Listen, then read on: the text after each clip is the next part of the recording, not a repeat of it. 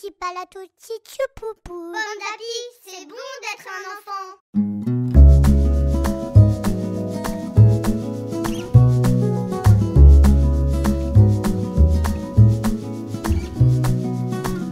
Bonjour à tous et bienvenue pour ce nouveau tuto lecture. Dans cette vidéo, nous allons parler du grand questionnement que toute grande personne se pose vis-à-vis de l'enfant.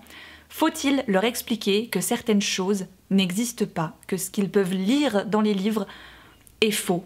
Fées, magie, animaux qui parlent, Père Noël, petite souris, etc. Qu'est-ce qu'on fait? Même ici à la maison, ça reste un très très grand débat. Je pense que vous vous en doutez un peu, mais comme beaucoup de sujets, chaque vérité sera bonne à entendre à certains moments et chaque enfant sera prêt à son moment, à son timing, et il n'y a pas de moment clé indiqué pour commencer à parler de ça.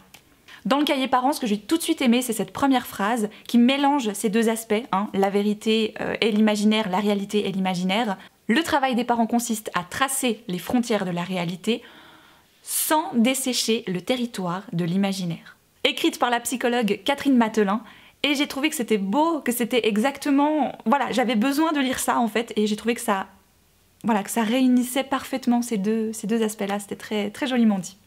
Et d'ailleurs, elle souligne aussi que bien souvent, on veut rétablir la vérité. Tout de suite, on ne veut pas mentir à l'enfant, mais alors que finalement, l'enfant, il a aussi besoin de rêver. Ne l'oublions pas. Alors, avoir des histoires avec des personnages imaginaires ne doit absolument pas poser problème. Bien au contraire, finalement, c'est même pas la première question qu'on devrait se poser, de se dire est-ce que je dois lui expliquer que les fées ou les dragons, etc. n'existent pas? Parce que ce qui va compter dans l'histoire qu'on va lui raconter, c'est tout ce qui en ressort, c'est les émotions. Si ça peut calmer des angoisses ou répondre à des questions sur le quotidien que l'enfant est en train de traverser en ce moment, c'est ça qu'il faut retenir, c'est ça qui est important.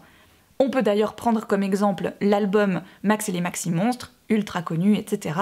Et le but de cette histoire n'est pas de savoir si ce qui s'y passe est vrai ou faux, vu que l'album est là pour apprendre à gérer ses émotions. Si on commence à affirmer que tout ce qui s'y passe est faux et que le monde n'existe pas, l'histoire complète perd complètement son sens et n'a donc plus aucun intérêt. Je terminerai sur cette phrase de la conteuse Muriel Bloch qui répond ceci aux enfants qui lui demandent après un conte si ce qu'elle leur a raconté est vrai. Elle dit que l'histoire est vraie, car les émotions qui ont été transmises à travers l'histoire sont vraies. On les a ressenties pendant la lecture. Et au final, c'est bien ce qui compte, non? C'est ce qu'on va ressentir et c'est ce que l'enfant va pouvoir appréhender grâce à ces histoires. Restons-en là, je pense, pour encore quelques années.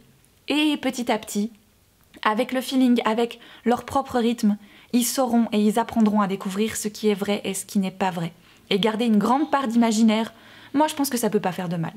D'ailleurs, pour une petite anecdote véridique, quand je me baladais en forêt avec ma maman et que je lui demandais si les fées ça existait et que est-ce que peut-être j'allais en croiser une un jour, elle ne m'a jamais dit que les fées n'existaient pas. Elle m'a toujours affirmé que elle n'en avait jamais vu, mais que ça voulait pas dire que ça n'existait pas.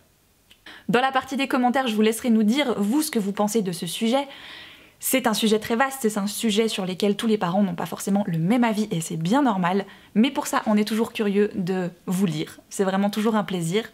Moi, personnellement, je me réjouis déjà de vous retrouver pour une prochaine vidéo. D'ici là, portez-vous bien, et surtout, lisez avec vos enfants. Petit papalou, petit petit tout. Papalou, petit. Bon d'api, c'est bon d'être un enfant.